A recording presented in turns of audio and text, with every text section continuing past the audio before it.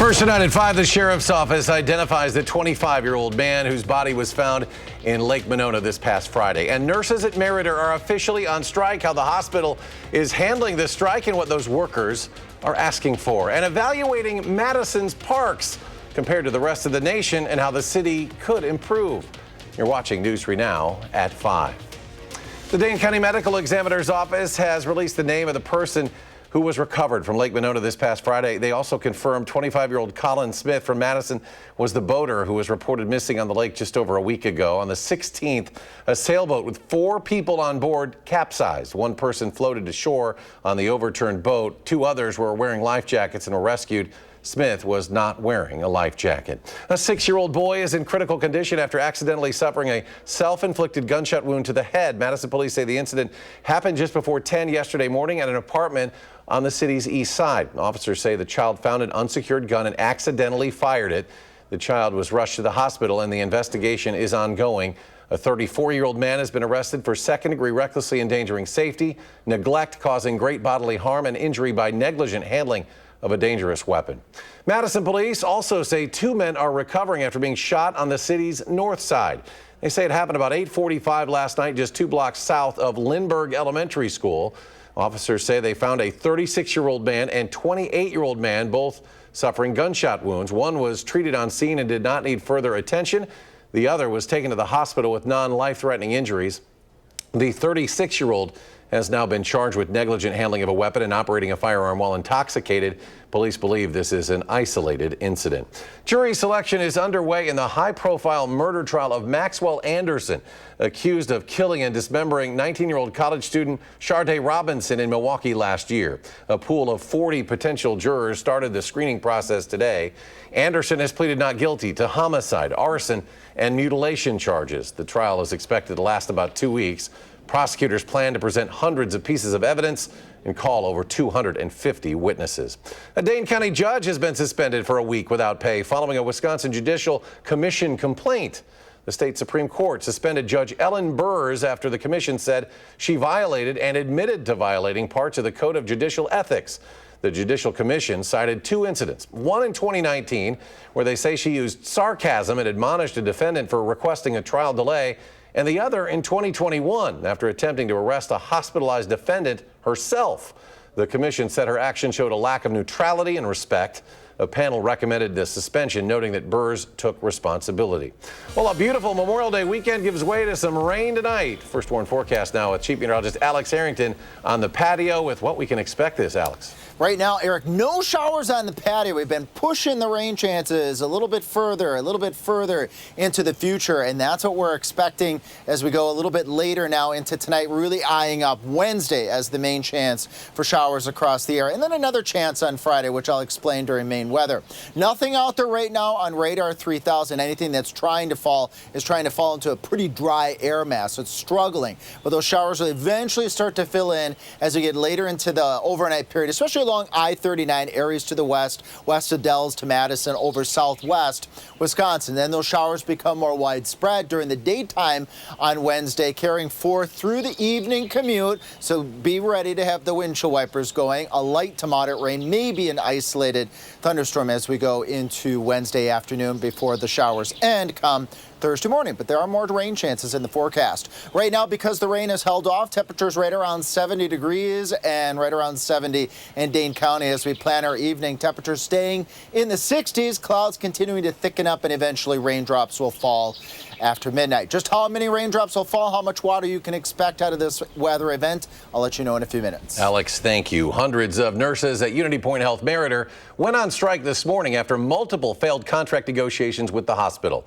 About 1,000 nurses walked off the job today at Meriter. The union says a last-minute bargaining meeting did not happen, and the hospital's latest offer fell short. Nurses say it doesn't address critical issues like staffing, safety, and burnout.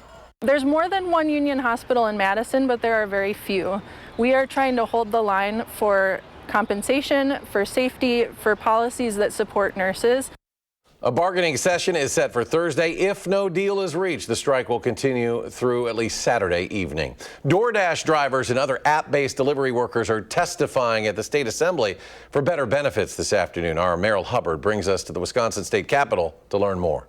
DoorDash drivers are classified as independent workers, which means they don't typically receive the same benefits as traditional employees.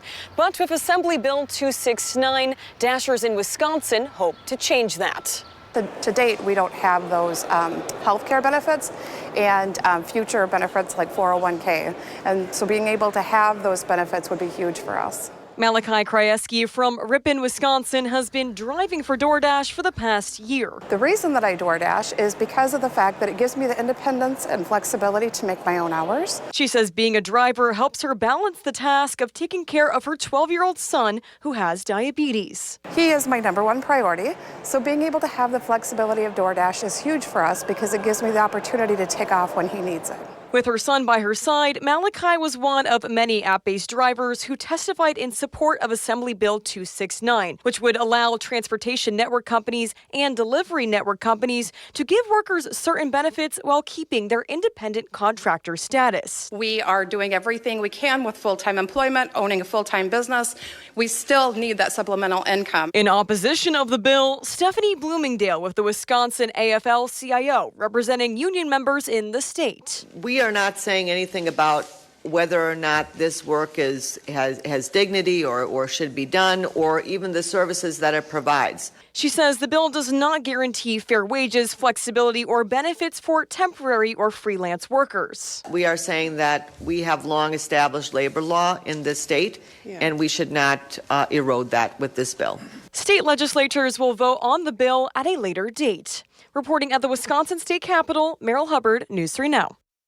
Veterans advocates are sounding the alarm over recent federal workforce cuts that could dramatically impact health care services. With an estimated 83,000 VA workers potentially facing termination, veterans fear that critical services could be at risk. Democratic U.S. Senator Tammy Baldwin of Wisconsin joined concerned veterans and advocates this afternoon for a roundtable discussion. What it means for veterans is longer wait times, fewer appointments, less care. We made such progress a few years back passing the PACT Act, which gave a whole new group of veterans who had been exposed to burn pits and even some veterans from previous conflicts who had exposures that weren't recognized, like the Agent Orange folks. Now, despite recent progress with the PACT Act, which approved over 1 million veteran health care claims, veterans advocates warn that staffing reductions could reverse critical gains. Consumer confidence increased to a 98 reading during the month of May. That's according to the latest survey from the Conference Board. That reading is a more than 12-point hike from April and higher than most economists had expected.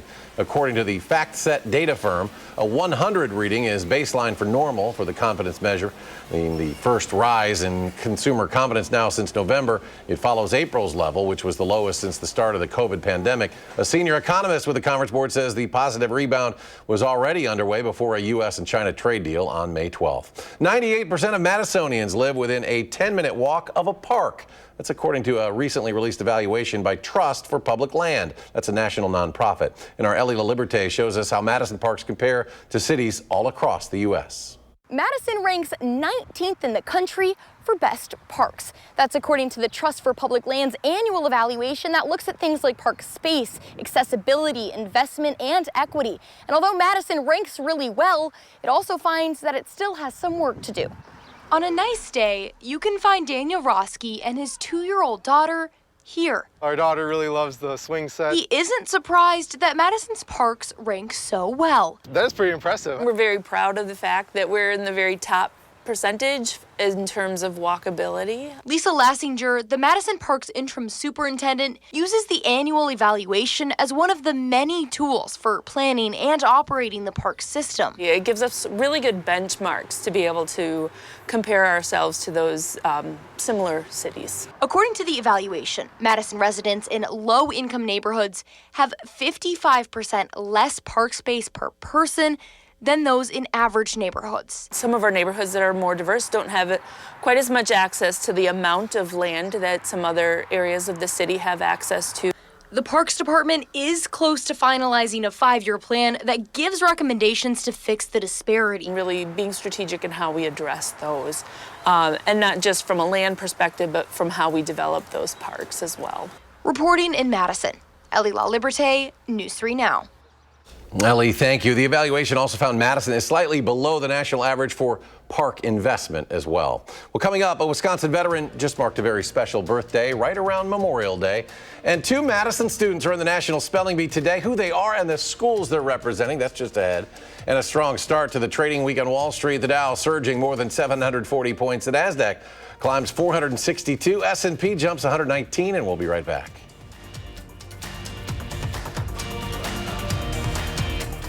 You're watching News 3 Now at 5.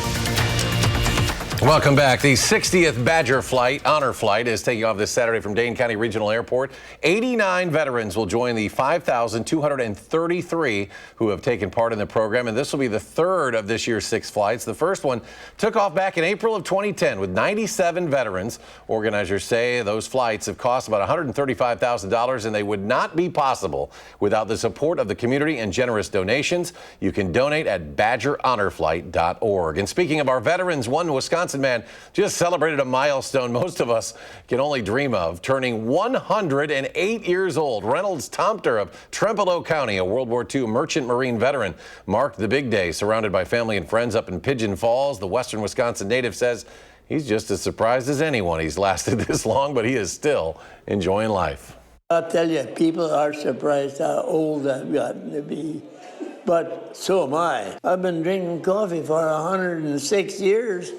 Black coffee for 106 years, still going. And he still talks about his service during World War II, where he baked for a crew while at sea. His family says he has been a constant source of love, wisdom, and, as you can see, humor as well. The Janesville Fire Department just got a boost in fire safety education. That's thanks to a $30,000 grant from the Firehouse Subs Public Safety Foundation. That money paid for a fire extinguisher system, a laser extinguisher, and other accessories. This new equipment will help first responders teach fire safety throughout the Janesville community. Firefighters will unveil the equipment on Thursday morning at the Firehouse Subs there in Janesville. A small Wisconsin city in Vernon County is tackling the child care shortage by creating a combined child care and senior recreational center. According to reporting from Wisconsin Public Radio, the Hillsborough community will welcome a 5,000 square foot facility. It provides space for 33 children and a senior meal site, along with a gathering area as well. The project has been funded by a mix of public and private funds, including a $250,000 state grant. The center is a partnership between the city and St. Paul's Lutheran Church. And the 97th Scripps National Spelling Bee underway in Maryland. More than 240 spellers ages 14 and under are competing. There is one 8-year-old in this year's event. We're representing the youngest group. The final is set for Thursday evening. And 2 Madison students participated in the prelims this afternoon. 7th grader Ethan Robert is moving on after correctly spelling the word, help me here, Promyshlenik, means a Russian trapper of Siberia or Alaska. And 6th grader Jacob Martinito correctly spelled Megadikidi. That's a pan, which is a salt flat in southern Africa. However, he did not get the question portion correct, and he tied for 184th place. Well, the drought monitor shows much of our area abnormally dry with moderate drought to the south. Rain is coming. Will it be enough? Here's Alex in studio with more. Yeah, just a little dent, a baby dent in the rain that's coming in. Again, with the drought monitor here, abnormally dry conditions from the Dells down to Madison, and then the moderate drought conditions down towards the Wisconsin-Illinois border. But right now, radar 3000, which I'll show here in a moment, what we're going to be tracking are better chances for rain as we go into Wednesday, and then maybe some showers and thunderstorms as we go on into Friday as well. So radar 3000, really nothing out there right now. There's a bit on the dry side, so any precipitation is trying to fall is evaporating, but it eventually will wetten up the atmosphere enough for showers to break out, especially west of Madison, west of the Dells, west of Janesville as we head towards 6 o'clock tomorrow morning, then overspreading the rest of the area as we go on through the daytime on Wednesday with on and off showers, maybe a clap or two of thunder as we go on through the daytime on Wednesday. This one's not going to be as big of a soaking rain as we recently saw, perhaps a 1/4 of an inch, maybe a 1/2 inch if you're lucky across all of southern Wisconsin, but there are some more rain chances in the forecast, and we have even better rain chances in the future. More on that in just a moment. Clouds and the shower chances increasing tonight will hold up those lows. 52 Madison, 54 Prairie du Chien, and 52 up towards Baraboo, up towards the Dells area. And highs tomorrow about 60 degrees, maybe some low 60s if we have some breaks in between those showers, but some areas may stay in the 50s if you have persistent shower activity. Right now it's gorgeous out there, upper 60s to right around 70 degrees, and that's because the showers held off throughout a good portion of the day. Here in Dane County, we've got 70s to the west, 69 here at the airport. So all in all, 69, 70 degrees, light winds, and just a few clouds out there. A gorgeous evening as we plan through. The clouds will continue to be on the increase overnight tonight. Eventually, the clouds will thicken up and those raindrops will start to fall west of Madison first, and then getting to Madison as we head towards about 6 o'clock tomorrow morning. Tonight, those rain showers after midnight. Wednesday, scattered rain showers, thunderstorms. It will be on the cooler side. And then, as I mentioned, there are some more rain chances Thursday going on into Friday. We'll keep an eye on those rain chances as well. So here's that chilly day Wednesday, 64, 70 Thursday, and then the upper 70s as we head out towards the upcoming weekend. That front on Friday could bring us a couple of thunderstorms in the later afternoon and evening hours. You'll want to join me tonight at 6. I'm going to talk about the extended better rainfall chances. And then at 10, I'll give you a glimpse of just how much water we can expect over the course of the next 10 days. No water in this picture. Well, there has been rain in southern Wisconsin, but I meant to be saying sunny skies. Thanks, Bill, for sending us that photo. If you're sitting on the other end of the camera here, scan that QR code. I'd love to show you pictures here on air as we've just shown Bill's picture. Again, at 6, we'll talk about extended, better rain chances on the way for southern Wisconsin. Alex, thank you. The ringing in your ears could become a thing of the past. Researchers may have found a cure to tinnitus. The secret lies in tricking your brain with a tickle to the tongue. That's coming up after this.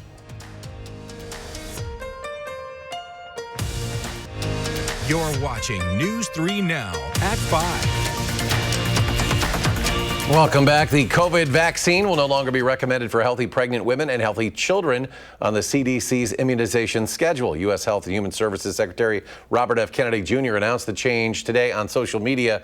COVID-19 vaccine policy is undergoing several changes. Last week, the FDA said it is overhauling how it approves COVID-19 vaccines, a move that could impact the availability of future shots for older Americans and people at higher risk of serious COVID-19 infection.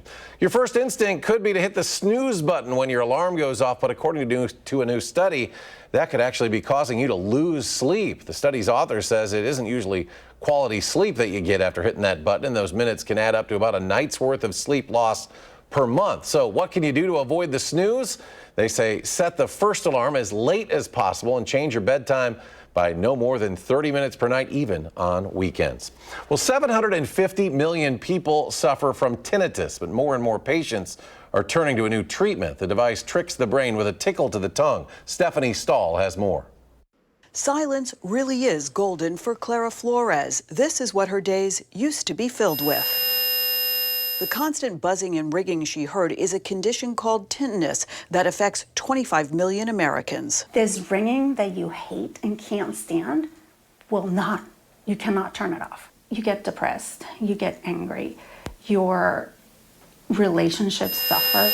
But the maddening noise is not a hearing problem, according to Ballard Kinwood audiologist Gail Brenner. Tinnitus is a sound that we perceive in our ears or head that's internally generated by the brain. And now, for the first time, she says there's finally a treatment that works for most patients. So this is the controller. Lanier is an FDA-approved device that works with headphones and a tongue stimulator. 32 tiny little electrodes that stimulate the tongue with electrical pulses that feel like bubbly champagne. It's just a tiny little tingle, and that's all we need for the signal to transmit to the brain. Lanier cost $4,000 and isn't covered by insurance. It worked for Clara, who listened to soothing sounds with the mouthpiece for 12 weeks, twice a day for half an hour. It did magic to my brain.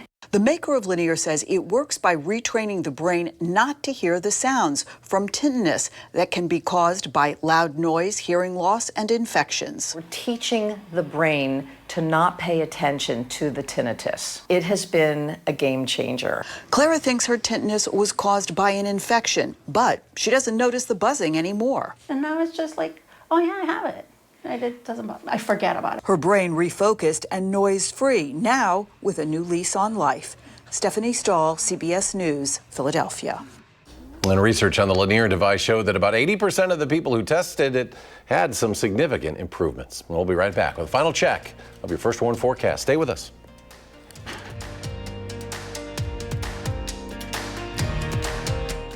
There's new government guidance about vaccinations for expectant moms and children. What you need to know. And the stories of two cops convicted of crimes. One is a murderer on the lam. The other was found guilty of bribery. Prison breaks and presidential pardons. That's tonight on the CBS Evening News. And after that, join us at 6. Nurses are striking at Meritor Hospital. News 3 Now's Jalen Banks speaks with nurses and Unity Point Health Meritor about the situation. That story and much more, of course, coming your way top of the hour on News 3 Now at 6. A Delta flight from Minneapolis to Madison was delayed Saturday. It was thanks to two surprise passengers, pigeons. One was removed by baggage handlers before takeoff, but the second appeared as the plane taxied, strutting down the aisle and apparently disrupting some of the passengers, it sounds like, before they took flight inside the cabin. So the pilot did call it a wildlife situation, returned to the gate. The bird was safely removed. The flight arrived about an hour late in the Twin Cities. The person who took the video happened to be from Madison. Armand Rahman had a chance to catch up with him, and you can find that interview also tonight. News 3 Now at 6. That's the last thing anybody needs is more stress on a plane, right? Right. Alex is back. Final check of the forecast. Speaking of stress, let's take some stress off the plants. We got some water in the forecast. It's not out there on radar 3000 right now, but as we move into the evening, we will eventually see those showers out to the west in Minnesota, and Iowa will eventually creep their way into southern Wisconsin, and Wednesday is looking like a rainy day across all of southern Wisconsin. You want to join me tonight at 6. I'll give you a fresh look at future track and how much water you can expect. And then also coming up at 6, as we go further out into the future, there are more rain chances in our forecast. We get warmer, more humid next week. And I'm going to take us out even further than that to discuss what our rain chances might be as we go out closer to the middle of June. And at 10, I'll give you a projection how much water we can expect over the next 10 days. How about that? I know we need that rain. I like to see those 80s in there, though, too. We've had enough of that chilly weather we had last week. All of us are done with that, I think. Alex, thank you. We're back at half hour. News 3 Now at 6. Stay tuned now for the CBS Evening News.